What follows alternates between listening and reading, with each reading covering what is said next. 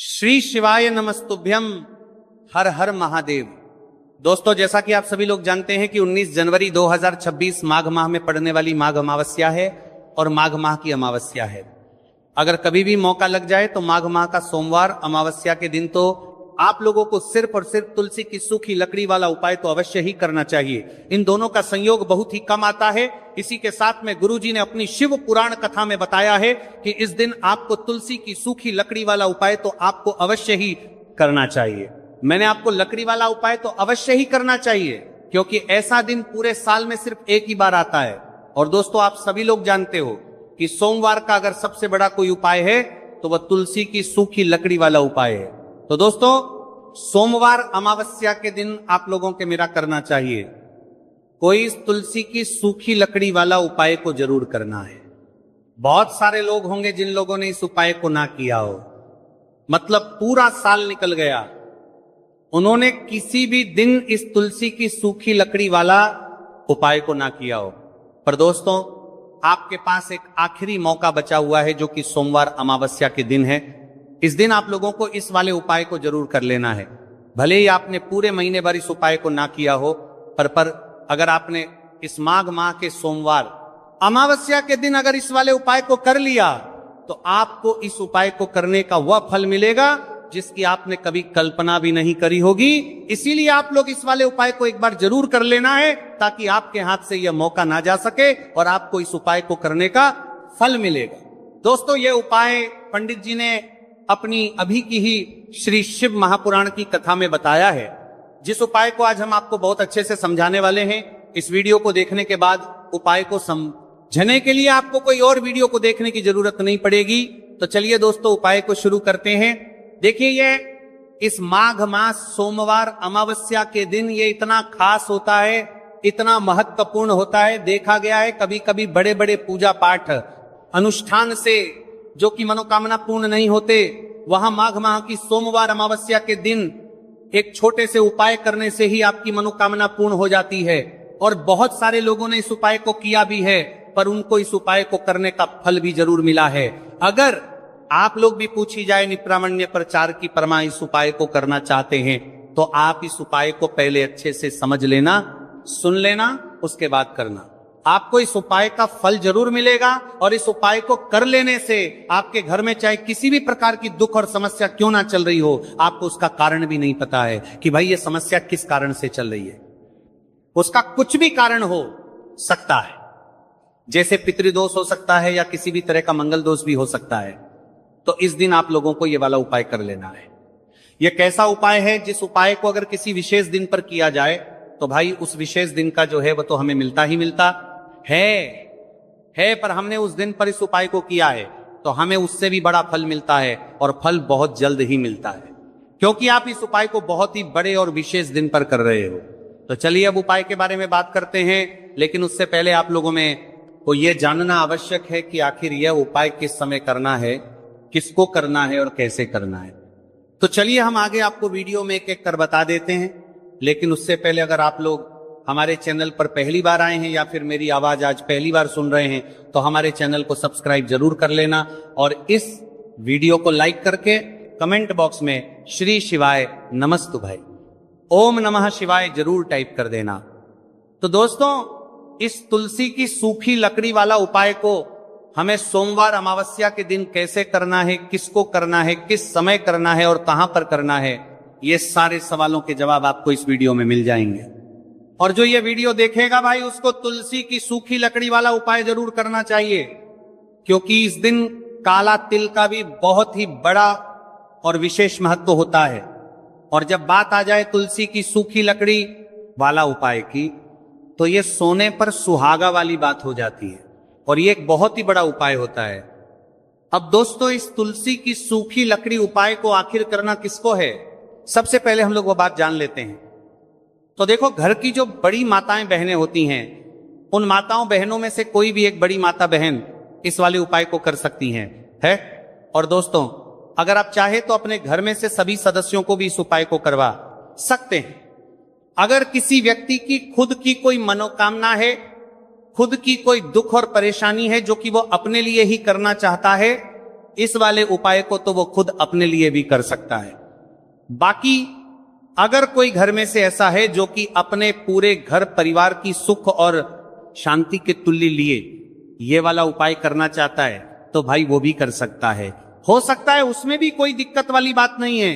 कहने का मतलब यह है कि इस उपाय को हर एक सदस्य भी कर सकता है और पूरे घर परिवार के सदस्य के लिए घर की बड़ी माताओं बहनों में से कोई एक माता बहन भी कर सकती है।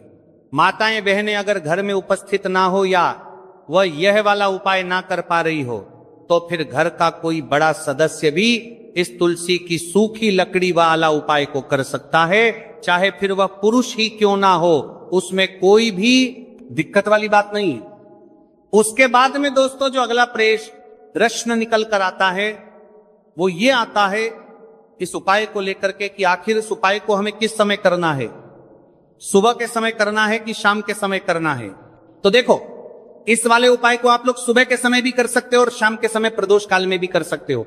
अब अगर आप पूछो कि भाई साहब सबसे उत्तम समय कौन सा रहेगा इस तुलसी की सूखी लकड़ी वाला उपाय को करना है, कहा तो हम आपसे बस यही कहेंगे कि इस उपाय को आप सुबह के समय करेंगे तो ज्यादा बेहतर होगा। बाकी अगर प्रदोष काल शाम के समय भी करेंगे तो भी अच्छा होगा, उसमें कोई भी दिक्कत वाली बात नहीं। तो अब दोस्तों जो अगली सबसे बड़ी और महत्वपूर्ण बात आती है वो ये आती है कि सुबह अगर हम उपाय को करेंगे तो हमें कितने बजे से लेकर कितने बजे तक के बीच में करना है, और शाम के समय प्रदोष काल में करेंगे तो हमें कितने बजे से लेकर कितने बजे के बीच में करना है। तो देखो, सुबह जितनी जल्दी हो सके आप उपाय को करने की कोशिश करना। बाकी अगर किसी कारणवश लेट भी हो जाओ, थोड़ी देर भी हो जाए, तो 10 या 11 बजे तक भी आप उपाय कर लेना और 12 बजे से ज्यादा देरी ना हो, ठीक है, इस बात का ध्यान रखना। उसके बाद में दोस्तों अगर शाम के समय प्रदोष काल की बात करें, प्रदोष काल का जो समय है होता है वो शाम के 0 बजे से शुरू हो जाता है। मतलब शाम के 6 प्रदोष काल की बात करें 0 बजे से शुरू हो जाता है। मतलब शाम के 0 बजे से शुरू हो जाता है, 0 बजे से शुरू हो जाता है, लेकर 7 के बीच का जो समय होता है यह समय प्रदोष काल का समय होता है। तो आप इस उपाय को 7 या 8 बजे के बीच में भी कर सकते हो। मतलब शाम के 0 बजे से रात 8:00 बजे के बीच में आप कभी भी इस वाले उपाय को कर सकते हो, उसमें कोई भी दिक्कत वाली बात नहीं है। देखिए, यदि हम किसी ई प्रकार के उपाय को निश्चित दिन और निश्चित तिथि पर करते हैं तो इसका हमें बहुत अधिक लाभ मिलता है और इन उपायों को करने के बाद हमारे जीवन में बहुत अधिक पर परिवर्तन आता है। साथ ही साथ ये जो उपाय आपके जीवन की सारी परेशानियों को और सारी बाधाओं को दूर करने वाले हैं। देखिए दोस्तों, आज के इस पूरे वीडियो में हम आपको 3 चमत्कारिक उपाय बताने वाले हैं और ये तीनों ही उपाय बहुत ही खास और बहुत ही ज्यादा विशेष होने वाले हैं। तो चलिए दोस्तों, जाने वाले हैं, लेते हैं गुरुजी द्वारा बताए गए सबसे पहले उपाय के बारे में। अश्विन महाधन प्राप्ति उपाय, तुलसी की सूखी लकड़ी घर में रख देना, बहुत जल्दी करोड़पति बनोगे। इतना पैसा पत्र से बंदोरपति बनोगे, बरसेगा। राधे धे दोस्तों, आपको किसी भी दिन तुलसी की सूखी लकड़ी का उपाय घर पर करना है और ऐसा समझ लीजिए कि तुलसी की सूखी लकड़ी का यह उपाय आपको बहुत जल्दी करोड़पति बनाएगा। क्योंकि जो मेरी अश्विन का महीना है यह श्री हरि विष्णु को सबसे प्रिय महीना है। तो देखिए, स्कंद तनगरसर करते हैं। पुराण में आता है कि भगवान विष्णु को सबसे प्रिय अगर कोई महीना है तो वह आश्विन का ही महीना है, और आश्विन के महीने में तुलसी के उपाय रातों रात आपके भाग्य को चमकाते हैं। ऐसे में आज की वीडियो में हम आपको तुलसी के ऐसे उपाय बताने जा रहे हैं जो रातों रात आपका भाग्य चमकाएंगे और बहुत जल्दी आपको महादानी बनाएंगे।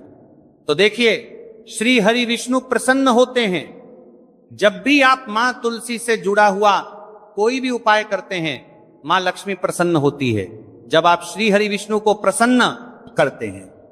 अब आज की वीडियो में जो उपाय हम आपको बताने जा रहे हैं, इस उपाय को करने से श्री हरि विष्णु तुरंत प्रसन्न होते हैं और सीधे सीधे आप मां लक्ष्मी को प्रसन्न कर लेते हैं।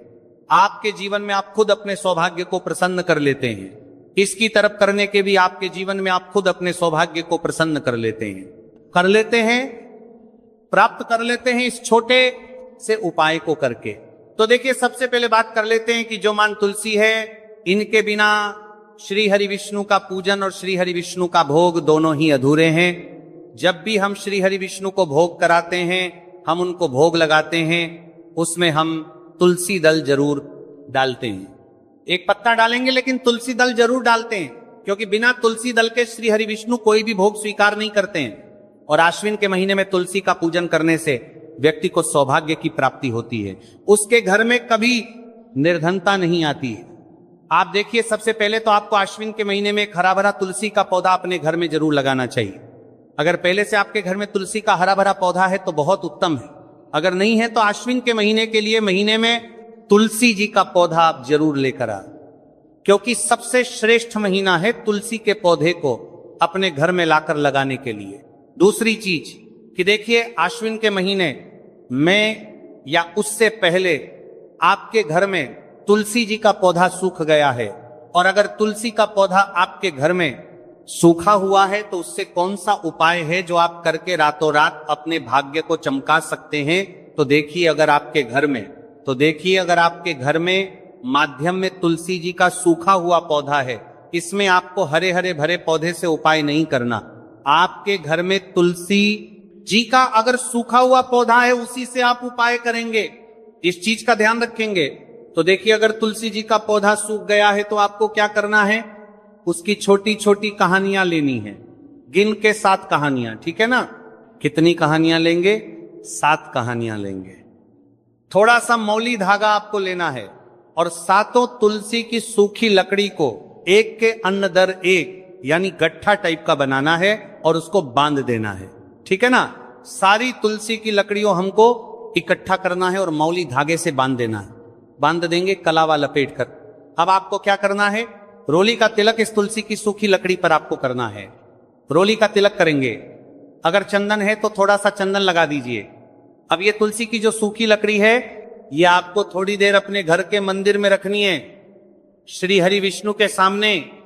और एक देसी घी का दीपक आपको श्री हरि विष्णु के सामने लगाना है। दीपक गोल बाती का लगाएंगे और उसमें एक चुटकी पिसी हुई हल्दी डाल देंगे, ठीक है ना। श्री हरि विष्णु को हल्दी बहुत प्रिय है। दीपक लगा देंगे। थोड़ी देर बाद जो तुलसी की लकड़ियां हैं उनको ऐसे ही रखा रहने देंगे, तिलक कर देंगे। अब थोड़ी देर बाद आपको क्या करना है, तुलसी की वो जो सूखी लकड़ियां आपने बांधी थी कलावे से, मोली धागे से, अब आपको उन्हें उठाना है। एक छोटे से लाल कपड़े में आप इसको रख लीजिए, ठीक है ना। लाल कपड़े में रख लीजिए, पीला कपड़ा हो तो पीले कपड़े में रख लीजिए। रखने के बाद आपको क्या करना है, इसकी पोटली टाइप की बना देनी है। धागे से लपेट कर मोली धागे से ही पोटली बना लीजिए, आराम से बन जाती है। अब इस पोटली को आपको कहां रखना है, इसे आपको अपने घर के मुख्य द्वार पर टांगना है, ठीक है ना। अंदर की तरफ, बाहर की तरफ नहीं, अंदर की तरफ, मुख्य द्वार पर अंदर की तरफ टांग दीजिए और मां लक्ष्मी का ध्यान करिए, श्री हरि विष्णु का ध्यान करिए। ये उनसे प्रार्थना करिए कि हे धन की देवी मां लक्ष्मी, आप मेरे घर में पधारिए और अपनी कृपा मुझ पर बरसाइए। इस तरह से आपको प्रार्थना करनी है और मंत्र बोलना है। ओम नमो भगवते वासुदेवाय नमः 11 बार यह मंत्र बोलना है। एक दीपक आपको जिस दिन भी उपाय कर रहे हैं अपने घर के मुख्य द्वार पर प्रज्वलित करना है। चौमुखी दीपक यानी 4 बाती का दीपक लगाएंगे और थोड़ी सी हल्दी उस दीपक में भी डाल देंगे। मुख्य द्वार पर दीपक में आहर की तरफ लगाना है, सीधे हाथ पर, ठीक है ना। ये उपाय वैशाख में आप करिए और देखिए कि कैसे आप महाकरोड़पति बनते हैं, कैसे आपके पास पैसा आता है और कैसे आपके पास पैसा रुकता है। तो ये वही उपाय है जो रातों रात आपके भाग्य को चमकाएगा और आपको महाधनी बनाएगा। छोटा सा उपाय आपको महाकरोड़पति बनने का आपको बनाएगा। आपके बाद करोड़पति बनते हैं, बनते बनाया गया है देगा। अगर सच्ची श्रद्धा से आपने इस उपाय को कर लिया, साथ ही साथ आश्विन के महीने में अगर कोई जूते का दान कर देता है, जूते चप्पलों का कोई दान कर दे इस माह में, तो समझ लीजिए उसे हर बात वस्तु मिलती है जिसकी वो कल्पना करता है, जिसकी वो चाहता है। आपने अगर कुछ ऐसा सोचा है कि हां मुझे ये वस्तु या मुझे ये चीज मिल जाए, मेरी ये इच्छा पूरी हो जाए, आपकी कोई भी इच्छा अधूरी है, पूरी नहीं हो रही, तो आश्विन माह में आप चाहे एक व्यक्ति को दान करें, जूते या चप्पल का दान जरूर करेंगे। विष्टि को करेंगे, चाहे पद्मा में आपकी कोई भी इच्छा पूरी हो जाए, करिए जल का दान। इस माह में के लिए जल के दान करिए, जल का दान करिए, जल के तरी करिए, जल के तरी करिए, जल के तरी करिए, जल के तरी करिए में करिए, और फिर देखिए कि आपका भाग्य कैसे आपका साथ देता है और कैसे आप अपने जीवन में आगे बढ़ते चले जाते हैं। तो बहुत अच्छे से उपाय आपको बताया है। अब हम बात करते हैं दूसरे विशेष उपाय की, कि देखिए ये उपाय भी आपको तुलसी जी के पौधे के वहां पर करना है। आपके भाग्य का उदय करने के लिए आपके घर में धन सम परेशानियां हैं, कर्ज की समस्या अगर दिन पर दिन बढ़ती जा रही है, दूध जाइए करारा आपको, दूध जाइए करारा आपको जाइए करारा करना रही है, खत्म मार में कि आपको तुलसी जी के पौधे के वहां पर कालिया, दूध जाइए करना रही है, खत्म मारा पीथर मारा करना रही है, नहीं हो रही है, बहुत ज्यादा परेशानियां हैं, तो आपको ये उपाय करना चाहिए। देखो करना क्या है वो ध्यान से समझना। आपको मात्र तांबे के पात्र के अंदर जल लेना है, उस जल के अंदर एक चुटकी आपको हल्दी मिला देनी है, ठीक है, और साथ में लेना है कमल गट्टा। या केवल उपाय पित्त त्रिपक्ष सोमवार चैत्र नवरात्रि के दिन करना। अगर आपको ऐसा लगता है कि आपके जीवन में अष्ट लक्ष्मी का वास नहीं है, भाग्य का साथ आपको नहीं मिल पा रहा है, तो आप ये उपाय शनिवार के दिन कर सकते हैं, सोमवार अमावस्या के दिन भी कर सकते हैं, ठीक है, शनिवार और सोमवार दोनों दिन आप ये उपाय कर सकते हैं। देखो करना क्या है, किस टाइम के पात्र के अंदर हल्दी डाली और एक कमल गट्टा डाला, अब आपको तुलसी जी के वहां पर जाना है। देखिए जब आप हल्दी डालोगे जल के पात्र के अंदर, तब आपको ओम नमो भगवते वासुदेवाय का 11 बार जाप करना है, फिर हल्दी डालना है। जब आप कमल गट्टा जाप करना है, कराप करना है, जब कमल गट्टा जाप कराप करना है, जब कमल गट्टा जाप करना है के अंदर सांड के पात्र के अंदर गीता रही नहीं रखा, ओम नमो भगवते वासुदेवाय का 11 बार जाप करना है, फिर करना है। जब कमल गट्टा जाप करना है, जब आपको हल्दी डाल दिया गया, जब कमल गट्टा जाप करना है, जब कमल गट्टा जाप करना है, जब कमल गट्टा जाप करना है, जब कमल गट्टा जाप करना है, जब कमल गट्टा जाप करना है, जब कमल गट्टा जाप करना है, जब कम करना है, जब कमल गट्टा जाप करना है डालोगे, तब आपको ओम श्री नमः या ओम महालक्ष्मी नमः इस मंत्र का जाप करते हुए एक कमल गट्टा डालना है, 11 बार जाप करना है, ठीक है। कमल गट्टा और हल्दी दोनों होना चाहिए। कमल गट्टा महालक्ष्मी का प्रतीक माना जाता है, और हल्दी जो है वह भगवान विष्णु के निमित्त आप हल्दी डालेंगे, ठीक है। इस जल को आपको तुलसी जी की जड़ में अर्पित करना है, अर्पित करना है, ओम नमो भगवते वासुदेवाय का जाप करते हुए। बस इतना सा उपाय करना। धन संबंधित को कोई भी परेशानियां है वह सब दूर हो, ऐसी आपको प्रार्थना करनी है।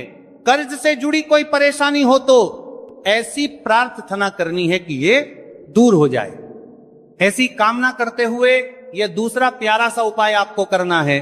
तो देखो ये हो गया दूसरा उपाय, जो कि आप सुबह से लेकर के शाम तक कर सकते हैं। आज अमावस्या के दिन सिर्फ एक बार करना है। अब जो कमल गट्टे को आपको वहीं पर तुलसी जी के वहां पर रखे रहने देना है, आपको उठाना नहीं है। वो कमल गट्टा चाहे तो आप तुलसी जी के वहीं पर गांठ दें, ठीक है, तो भी चलेगा। तो इस प्रकार से आपको यह सुंदर सा उपाय करना है। अब हम बात करते हैं तीसरे उपाय की। ध्यान ना रखना, यह जो दूसरा उपाय है यह आपको आपके घर में ही करना है, बाहर कहीं पर भी मत करके आना, ठीक है। घर में अगर तुलसी जी हो तो ही आप ये उपाय कर सकते हैं। अब आपको क्या करना है, भगवान शिव के मंदिर में जाएंगे, जो एक बेलपत्र है वो माता अशोक सुंदर वाले स्थान पर आपको अर्पित करना है। डंडे का हिस्सा जलाधारी की तरफ हो चाहिए, उस प्रकार से आपको ये बेलपत्र अर्पित करना है। जब बेलपत्र अर्पित करोगे तब आपको कुंदकेश्वर महादेव का नाम लेना है, माता अशोक सुंदरी वाले स्थान पर, ठीक है। आप जो चावल के दाने हैं, जो अक्षत लेकर के आए हैं, वह भगवान शिव के शिवलिंग पर आपको अर्पित करना है। जब आप अर्पित करोगे तब आपको बृहस्पति शवर महादेव का नाम लेना है। बृहस्पति शवर महादेव ही एक ऐसे महादेव है जो आपके गुरु ग्रह को मजबूत करता है। तो आपको इस प्रकार से अर्पित करना है, और अंत में एक लोटा जल धीरे धीरे पतले दरा से बृहस्पति शवर महादेव का स्मरण करते हुए या श्री शिवाय नमस्तुभय का जाप करते हुए आप अर्पित करें। यह मात्र केवल और केवल सोमवार अमावस्या के दिन किया जाता है, और यह उपाय बहुत ही ज्यादा प्रभावशाली है। ध्यान रखना, हल्दी का उपयोग मत करना, चावल में पीला करना है। चावल को तो पीला, चंदन ही होना चाहिए, ठीक है। अब ये जो उपाय जो भी करता है निश्चित तौर पर उसके जीवन के सारे अंधकार दूर होते ही होते हैं, उसको सफलता भी मिलती है, बृहस्पति मजबूत होते हैं, किस्मत का साथ उसको मिलने लगता है। ये उपाय अगर आप प्रदोष काल के समय करते हैं तो और लाभकारी सिद्ध होता है। तो दोस्तों ये थे पूज्य गुरु जी द्वारा बताए गए कुछ बहुत ही खास उपाय। अगर आपको जानकारी अच्छी लगी हो तो वीडियो लाइक करिएगा। मिलते हैं फिर एक नई वीडियो के साथ।